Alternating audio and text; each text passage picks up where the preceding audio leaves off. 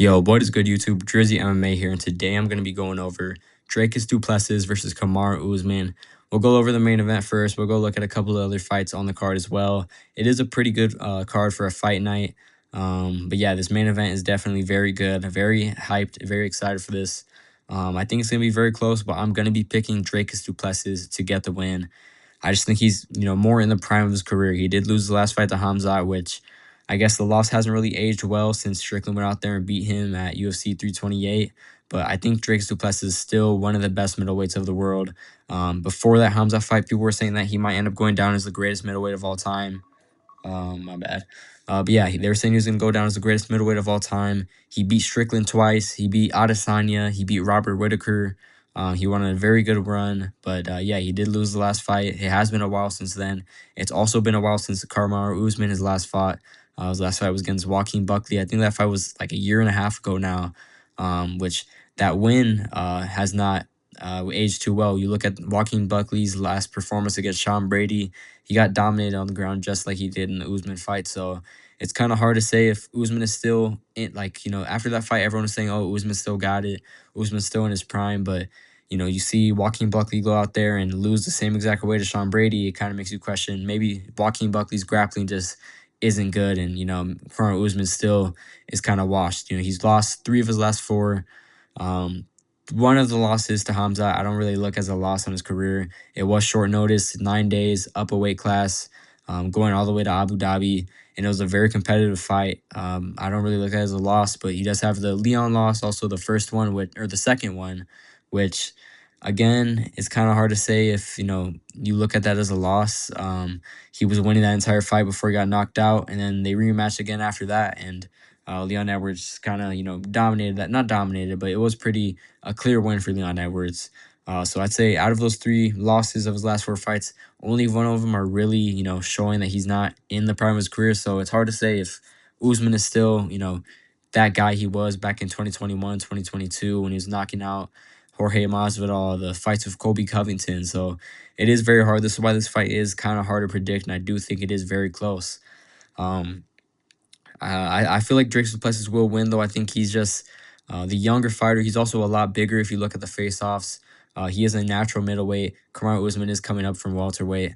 I think Dricus Plessis' size and also just the way he fights is going to come to play. I think his awkward, just unorthodox style of striking is going to be a problem for Kamaru Usman, just like it was a problem for everyone else he's faced. No one's been able to outstrike Sean Strickland like that. The only reason Dricus Plessis was able to do it is not because he is a better striker than Strickland. It's just because he's so unorthodox, such a weird style to replicate and, training for a fight. And you just don't know what he's going to do. He throws like the weirdest punches, the weirdest kicks, but it works for him. So I think that's going to come into play. I also think Dricus Plessis has good enough wrestling to defend the takedowns from Usman. I think Hamza, everyone's saying that Dricus Plessis can't wrestle after the Hamza fight. I think Hamza's wrestling is just way too good. Dricus Plessis, you look at his other fights, he was taking down Strickland. He took down Adesanya. He took down Robert Whitaker. He took down Darren Till. He has very good wrestling. He's able to get good takedowns. He's able to defend takedowns. Just Hamza was just levels above. And I do believe that Hamza is a better wrestler than Kamaru Usman. I think Kamaru Usman's a more well-rounded fighter than Hamza is, but I think when it comes to pure wrestling, Hamza is the better wrestler. You saw that in their fight against each other, but like I said again, it was short notice. So I don't really look at that fight too much. But yeah, I think DDP is gonna win, most likely by TKO. I think it'll be late in the fight, around 4 or 5. He'll be able to find that shot to drop Usman, and ground and pound, just the ref stops the fight. I don't think he'll knock Kamaru Usman out cold. I think it'll be round 4 or 5 TKO from Dricus Plessis. But yeah, I wouldn't be surprised if Usman ends up winning. This fight is very 50-50, like a lot of the fights on this card is. We'll go into them right now. But yeah, Dricus Plessis, I got him by TKO rounds 4 or 5. Let's see. Jared Cannonier versus CLD. This fight's also pretty interesting. I feel like a lot of people are counting Jared Cannonier out. This isn't the first time where he's an underdog going against a rising prospect. And yeah, a lot of those fights, they counted Jared Cannonier out and he ends up winning. So I wouldn't be surprised if Jared Cannonier ends up pulling this one off, but I am going to lean towards CLD to get the win by knockout. He has crazy knockout power. You saw his last fight. Yeah, I mean, this guy is, definitely going to be moving his way up the rankings at middleweight. A very good fighter. Yeah, crazy knockout power. So I got CLD by knockout. Probably rounds 1 or 2. I think it'll be pretty early on, but Jared Cannonier, he might be able to survive those rounds and end up, taking CLD to deep waters and getting a decision win. So we'll see what happens to that one. Let's see. Chase Hooper versus Mitch Ramirez. Both of these guys have been knocked out in their last couple of fights. I'm gonna lean towards Chase Hooper as well to get the win. I think he's just a more well-rounded fighter with very good grappling. I think he's gonna sub Mitch Ramirez probably early on into the fight as well. Let's see what else. Tommy McMillan versus Alberto Montez. This fight is very 50-50. Both these guys are very hyped up prospects, very, very, skilled all around. But I'm gonna be leaning towards Tommy McMillan. I think he's just, I don't know. I just feel like this guy's gonna end up fighting for a title one day. He just has that, like, you could tell he's gonna be a star. When it comes on paper, I think both of these guys are pretty even matched up skill wise.